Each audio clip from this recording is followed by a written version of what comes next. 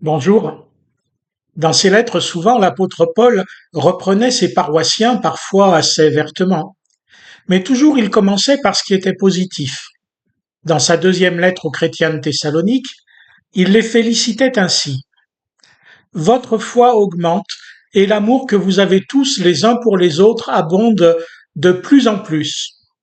Aussi nous glorifions-nous de vous dans les églises de Dieu à cause de votre persévérance et de votre foi dans toutes vos persécutions et les afflictions que vous supportez.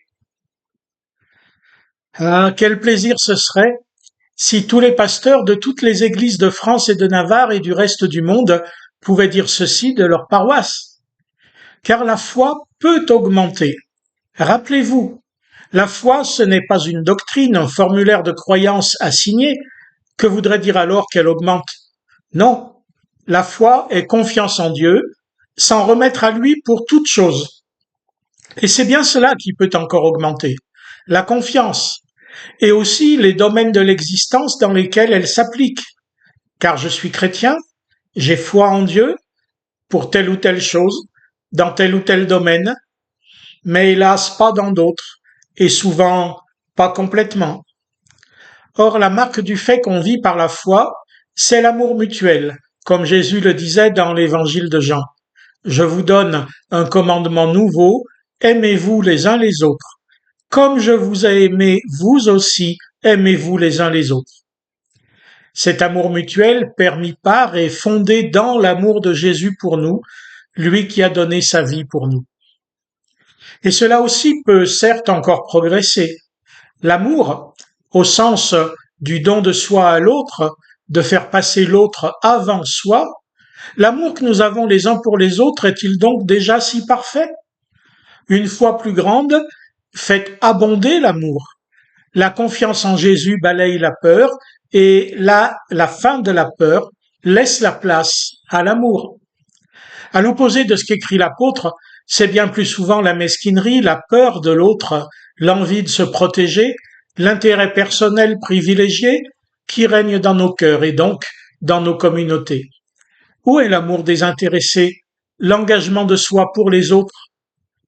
Mais là où l'amour mutuel manifeste plus grande, alors ça s'entend, la nouvelle s'en répand. Et Paul est le premier à en faire la publicité auprès de Dieu et auprès des autres paroisses. Pourquoi auprès des autres? Pour leur faire envie? Mais ça ne marche pas comme ça. Non, c'est parce que tous ont une bonne raison. Nous ne sommes plus assez nombreux. Il n'y a plus de jeunes. Les gens ne croient plus à rien. Les religions sont mal vues, etc. C'est pourquoi Paul souligne que la foi et l'amour des Thessaloniciens se passent dans toutes vos persécutions et les afflictions que vous supportez. Autant dire que la pauvrette Église n'est pas de création récente. Cela fait partie de sa condition ordinaire que de ne pas être puissante, nombreuse, à la mode, reconnue. Or, c'est dans toutes ces conditions défavorables que les chrétiens sont appelés à faire confiance à Dieu et à vivre l'amour les uns pour les autres. C'est même là que servent le mieux la foi et l'amour mutuel.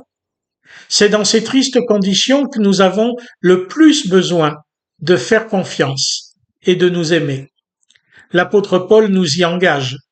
Et même si nous n'habitons pas Thessalonique, il devrait pouvoir être fier de nous qui recevons nous aussi ces lettres. Parlerait-il de nous?